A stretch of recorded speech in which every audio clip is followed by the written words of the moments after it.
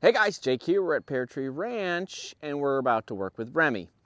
You may have seen Remy on our good buddy Ryan Rose's YouTube channel. The owner sent us this horse.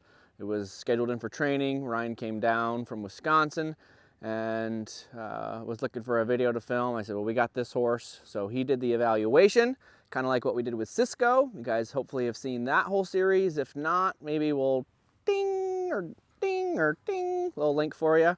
Okay, make sure you've watched that whole problem horse series. The idea with this horse is the horse supposedly was attacking or being aggressive or dominant with her. And what we saw in the session with Ryan is that the horse actually was very honest and was more being defensive, not aggressive or dominant. There's a few moments that we'll maybe see and talk about where the horse kind of postured, but it was really nice to watch the difference in using horsemanship to build some relationship and get along with the horse, to not elicit the behaviors. And then we're gonna look at how do we long-term progress the horse and get the horse where then we can transition and hand off to the owner and they can have success in their career with this horse. So let's get this horse out. We're gonna get set up in the round pen and we're gonna get going. All right, so we're actually going to start in the pen here, and what we want is we want to be able to catch, halter, lead. You can't train a horse, can't brush a horse, you can't pick their feet out, you can't get them to the vet or the farrier if you can't catch them, halter them, and lead them.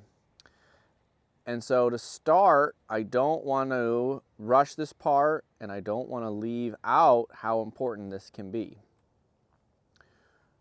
There's little things that we can always be listening to the horse, reading the horse, understanding the horse. We've got a pretty tidy horse in the pen, all the poop on the back wall, so the horse is very thoughtful in that regard. There's little details about the horse that we can observe. We've got brands, so you have potential with depending on how branding was done. And when we have had maybe negative experiences with the human, that can help build on defensiveness. Not to mention, it's just natural, they're a prey animal. They can expect that we're going to do things to them, and we want to be careful about that. So as I came into the pen, right before we turned the camera on, I just kind of said hi. We had this bowing up with the neck and snortiness. And instead of pushing, we turned the camera on, and here we are, kind of backed off. So I'll hang out on the fence and just kind of chill here to not push on the horse's bubble. Horses are going to have personal space, just like humans. It's very natural if you see people in a crowd that everybody kind of stands at a appropriate distance apart, and it feels uncomfortable when there's that one person that doesn't. They're the close talker, and it's like, gosh, why are you always too close? And that appropriate distance that most people seem to find is when you can reach and your perfect distance to shake hands. That's that natural distance that everybody just seems to find. And so if you guys look down here, you can see my shadow, okay? And I can kind of point with this hand, okay? Can you see it? Get it pointed down there, atta girl. There's this post, and then it comes around. Now you should be able to see it on this side. This is kind of the bubble of the horse. I'm using my shadow to point that out for you to see it. That's the bubble. Now, if I step my physical body there, see it? Just by that little bit of move, it bumped the horse. My personal space, again, is just outside my arm's reach. See how by just bumping my arm on that spot, it's tickled the horse's bubble, personal space. If I disrespect that and just plow into it, I could create a problem. Versus listening to the horse, who is quite honest, something nice that Ryan talked about in his evaluation. You're going to get your turn, filly. And if I could just kind of rub and massage that personal space and not push past this point, we have an opportunity to create some rapport and make the horse feel better about how I am and who I am. Notice the horse back and forth, kind of swings, and that's just, to me, there's some nerves there. So now the bubble has changed and I'm not quite influencing it. See how I'm not influencing it? But if I just shift my weight, boop, the bubble, okay? And we're just looking to kind of boop the bubble. If I pop the bubble, that's when we can get in trouble and we can get struck at, bit at, kicked at. Hi. So in catching, boop, we want to just kind of boop the bubble and work on this personal space here till the horse chooses to consider some connection. There you go. There we go. Now the horse has chosen to make contact. There's a movie with Will Smith called Hitch, and in that he's teaching this guy about how to get the girl, and now, okay, well, we've got a date, and it's going to be maybe time for the first kiss, and he talks about you go 90, you let her come the last 10. It's the same idea when catching a horse. I can do about 90%, but this last 10%, that horse needs to come out here and make the contact. If I'm going to build long-term rapport and relationship.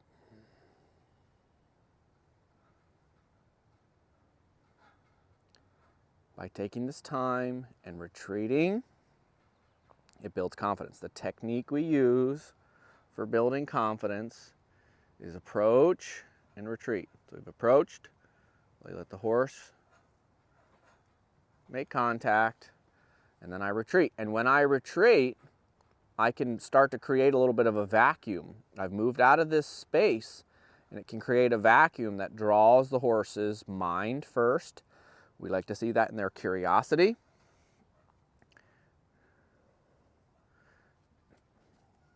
And then eventually, we hope to draw their whole body.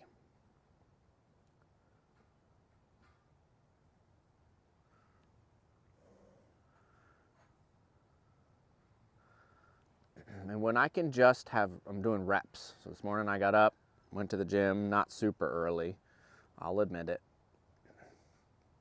But before the day got going, we go in there and we do sets and reps. One set might have 10 reps.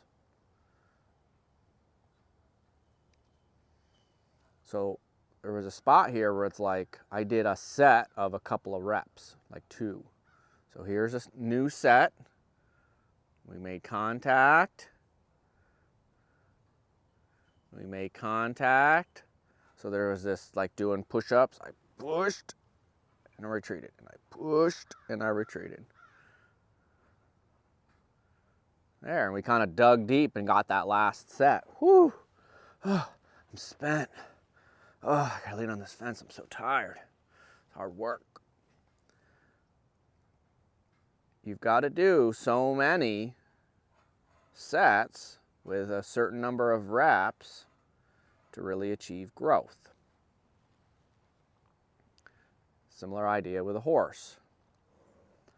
Now, you can have sloppy reps and inconsistent sets.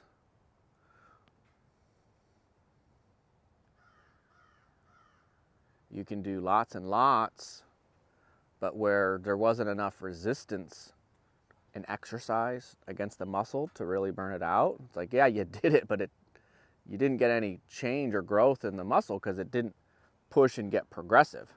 So see there, took his little lips and kind of nibbled at my finger.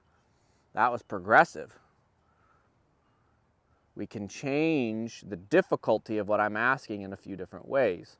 We can ask for length of contact, that make it harder. You keep your nose up here and stay in the game harder and longer. Okay.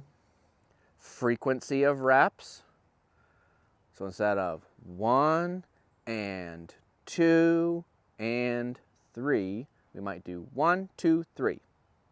Okay. So we can increase the frequency, and we've stayed longer. I like that. I was able to take my finger and rub on the nose, and even this horse, oh, weird. It's like they're all connected like a herd or something. They all start feeling the change and showing the signs of, okay, we're winning here. We went from when we first stepped in, this was like, I don't know you, Cowboy, and I don't know if I like you, to, oh, you booped me and I kind of liked it. Now we're kind of kissing. Okay.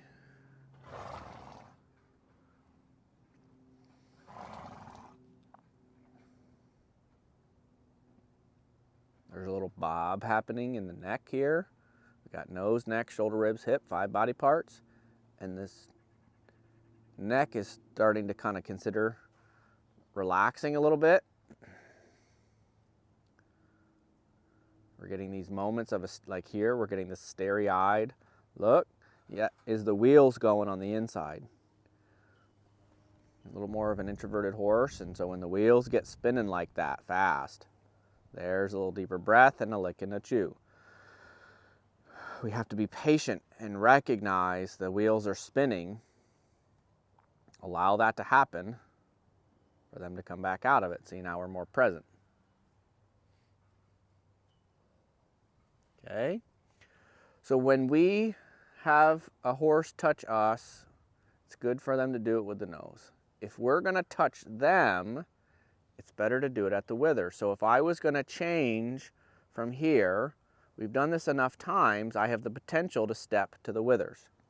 Here's the problem. If we're not careful and we don't read the horse appropriately, when you step up in here, see this line that my arm is making, it goes to the point of this shoulder. There's 3 points in the neck, under the throat latch, the mid-neck, and where the neck attaches to the shoulder. Those 3 spots can be kind of tickly and can get a horse defensive. And so if I'm too much under here, which is where I'm going to have to put this halter, okay, I can get this horse defensive. We saw it in the session with Ryan that the horse kind of bowed up and put him in that left eye, and he diffused that situation instead of escalating it by just kind of moving to the hip. It was very nice to see how he did that. I want to be able to step to this shoulder here, and so as I shift and adjust, I got to watch the eye of this horse that I don't offend or cause. See how we kind of got this, don't make me do that spot? Okay. Well, I'm rubbing the personal space here. Okay, we're massaging the bubble. And if this isn't so bad, we can push into it. And we have to listen. The horse went, I don't like that. We're getting me backed in a corner here. You have the potential to really get yourself in trouble there.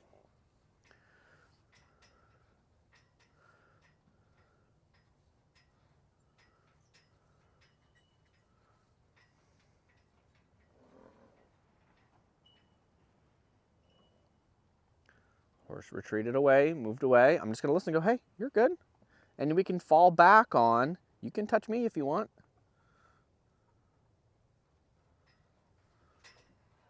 You can touch me if you want. There you go. See? Not so bad. Then I might come back to here. And see, we got a lot further that time. I could have probably just touched that horse. I want to point out that that was so much better already by backing off, going back to what we've already done, to now when I come here, I can just lay, and I'm laying the back of my hand there. Okay.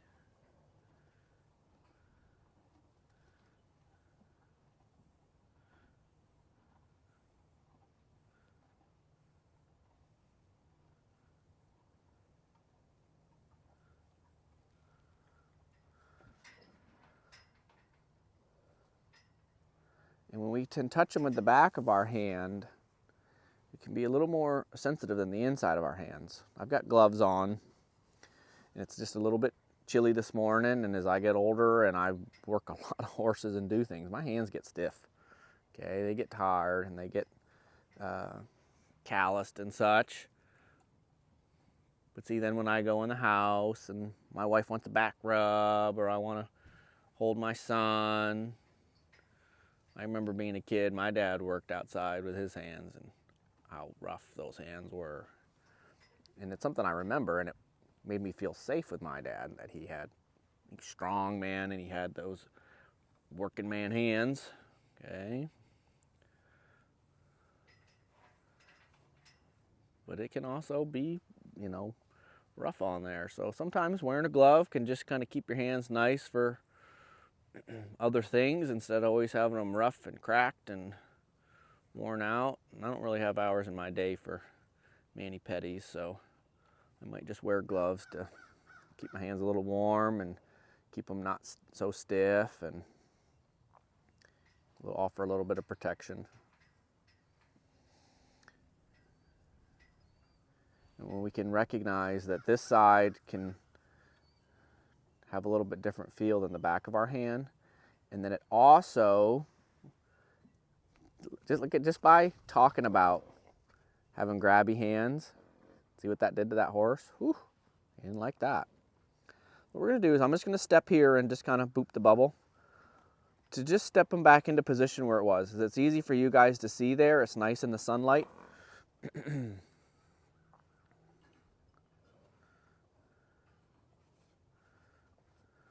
Okay, and just allowed things to reset. Now we could just play at that. Rawr, rawr, I've got grabby hands. Horse didn't like even teasing about that.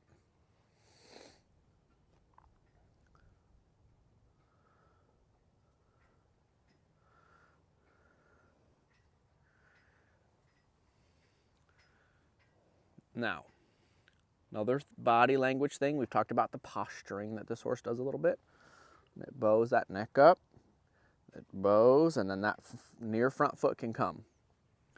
So we want to be mindful of that, and then we can also watch where does that near front foot sit. Right now it's stepped back, and when they step it forward, it can kind of be that I've seen horses do that. Hey, just come on around. There you go. As they prepare and kind of keep that foot light when it's forward. See how we've kind of squared up and evened up? See, there's that little bow in that neck. And it changes when my hand is down here and under versus if I come up here. It has the potential to be a little easier for that horse to reach straight with the nose.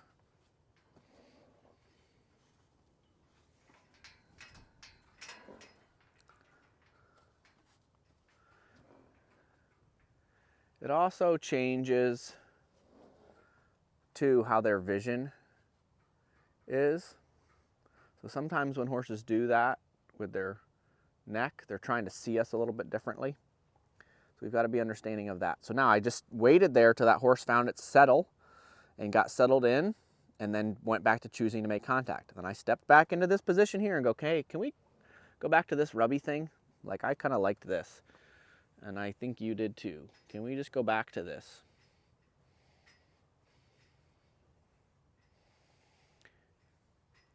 And with the positions that we're working on,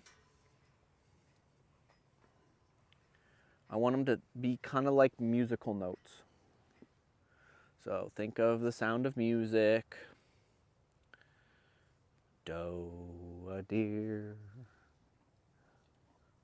a female deer, ray, a drop of golden sun. Okay? Me, a name I call myself. Far, long, long way to run.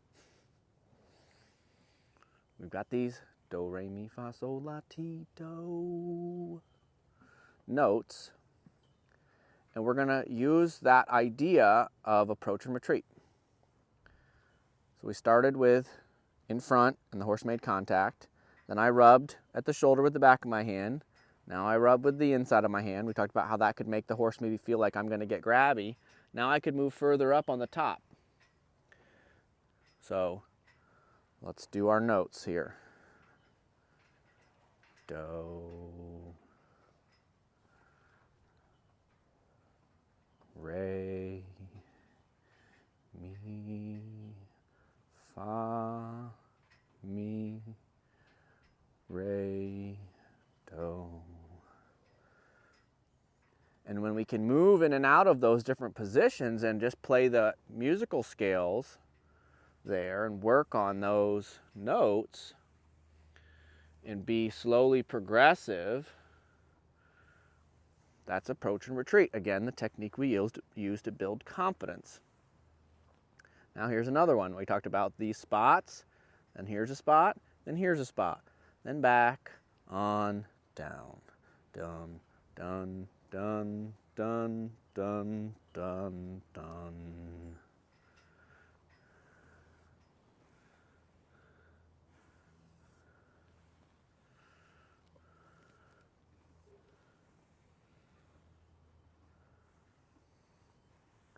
Okay, this could be good enough for this session. I know, nobody's going anything faster. So all I did is take my hand and I pushed down to just kind of rest here. At first that caused a little worry, so we retreated and now we're here and I just want it to be okay. I would like to get this pen cleaned, but I don't want anyone in here if this horse has come at someone. That's not smart to just put somebody in here to clean. And if we do that, we kind of invade this horse's space. Horse is kind of asking right there for a little retreat, like, oh, you're making me feel a little bothered. So we'll just go, I hear you. I get back off. You want to go back to doe? No big deal. So I sure would like to be able to get this horse haltered and let out of here so that we can clean this pen. We had a really bad storm yesterday, a ton of rain. It was such a bad storm, anticipated they canceled school because of the winds for the school buses. And so it makes it wet. So I'd love to be able to get this raked out in here and get the manure cleaned up. Just make it nicer for the horse. So now the horse has kind of left us on this side, and that's great for me. So maybe I can step to the shoulder, rub. Horse said, ooh, it tickled me. I go, hey, I heard you. Okay.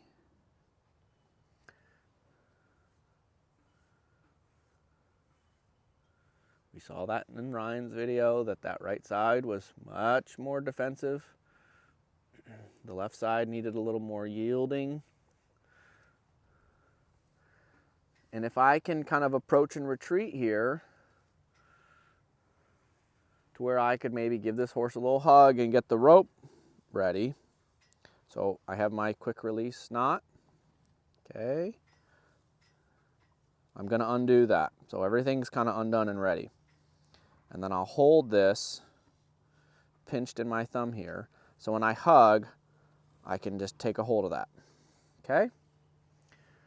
But for me to do that, I had to get my hand up here. I had to be able to touch under here. See how that makes us defensive? So we're approaching and retreating that. So that if I could kind of rub and offer this, oh, I hear ya, Snorty McGee. Okay, that maybe we could get this halter on there.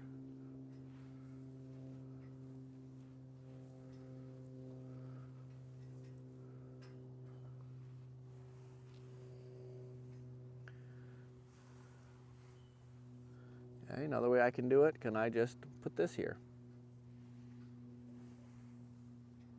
Just rub with the rope.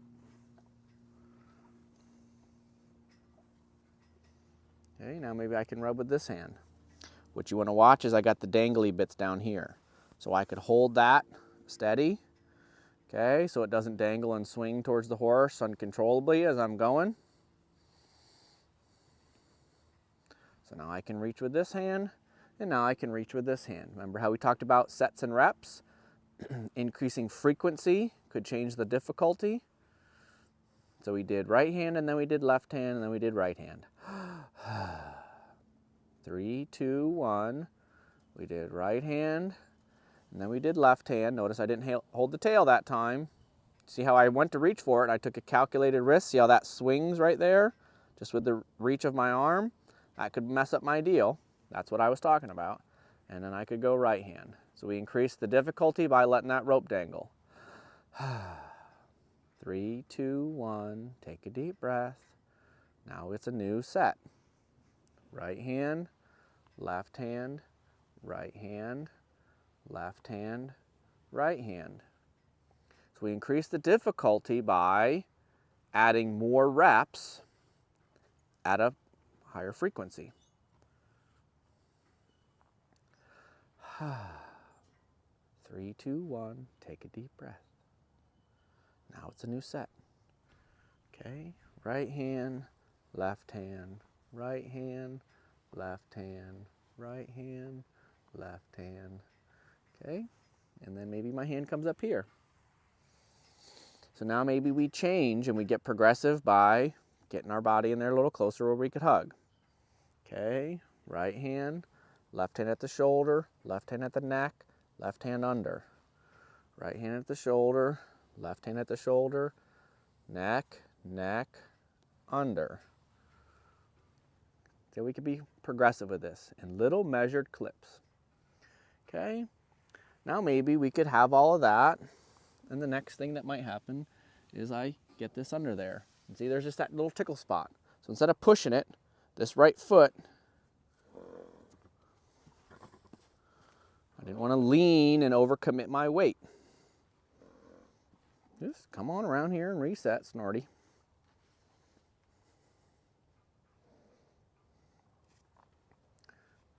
So we've had the conversation about diffusing. There. So by not doing anything and just smile and go, I don't know what you're doing, but that's silly. It diffused. We talked about what did Ryan do in his video. He moved back here by the hip. He took the pressure off the front end. Okay. A couple of options when we want to diffuse the situation.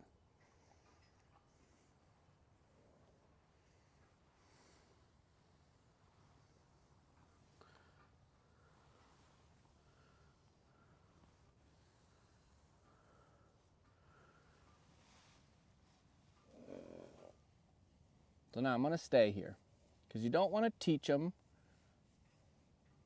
to teach us to back off. So I'm going to stay till the horse accepted it more. Then I backed off. And I stayed in the game with my right hand. Okay. I can be understanding that this horse is bothered. But this horse also needs to get the F over it. Oh, Jake Birnbaum's mean. He said bad words. Let's be real here. Currently, this horse is barely worth the dog food they could make out of him because we can't do anything. And he's already gone after somebody and he's already bucked somebody off. See, he's licking and chewing. He gets what I'm saying. But we can add value by being patient and time. But how long are we supposed to do that? Really? When you start adding up the feed bill and the training bill and the things it takes to do this, it can be a lot. And what's the max this horse is ever going to be worth? Now, money's only a thing, so that's a dangerous conversation to have for some people, or with some people, or say out loud. But it is a true deal. And so when we're thinking about these kind of things, we go, okay, well, if we just get a little bit progressive and kind of put a little fire under their butt, they can start to realize they're all right and live through a little discomfort by not letting them just, I'm triggered. We can move on. Again, we have to be balanced with, hey, we listened, I hear you. Now, maybe you try to be progressive here.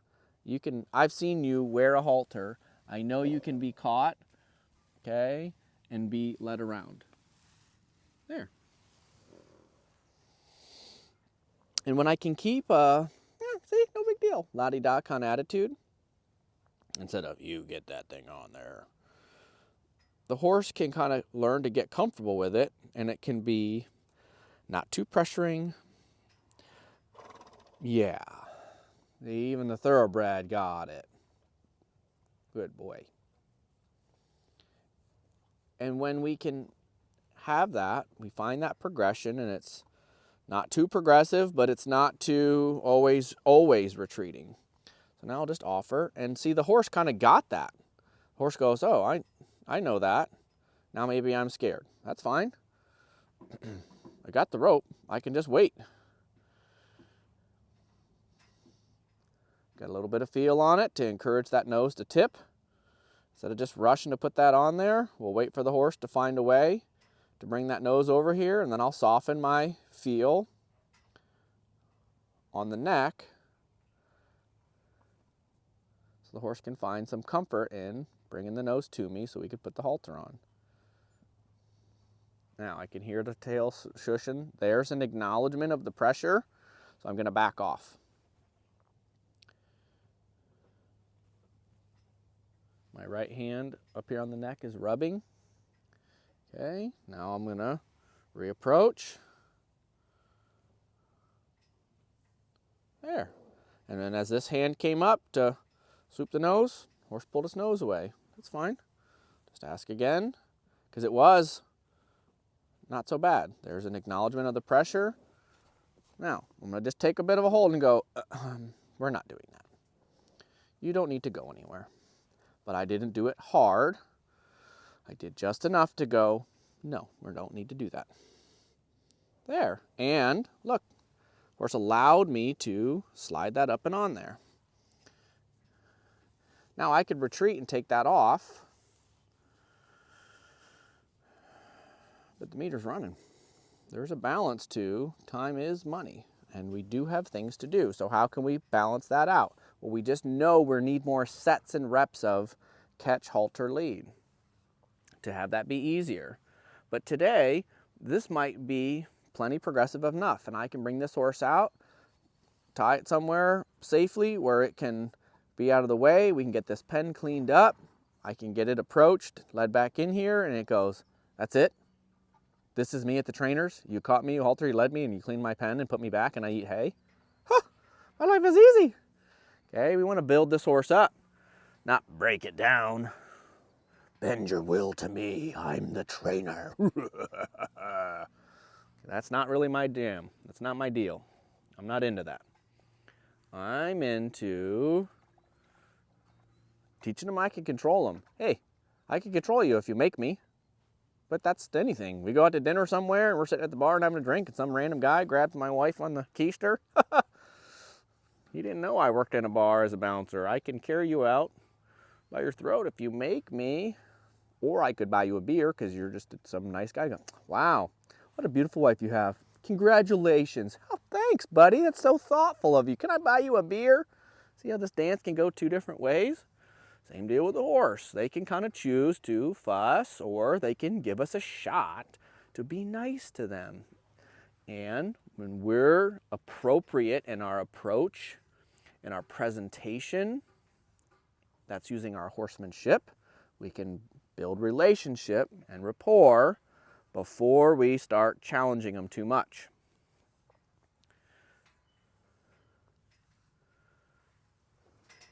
All right, this is going to be a series, so we're going to film through the process and keep you involved so you guys can follow along and see how would we help a defensive horse that could be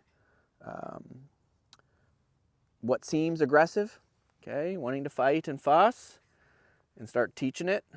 We can control it for safety's sake, teaching it what it needs to know, confidence, yielding, patterns, and purpose, and build it up with some good groundwork, get going under saddle with some quality, and have where it can be a successful partner for not only me as an individual, but for us as humans.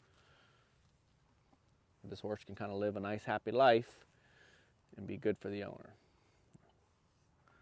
I'm looking forward to it. Okay, I'm Jake. This is Remy. We're at Pear Tree Ranch, and we'll see you next time.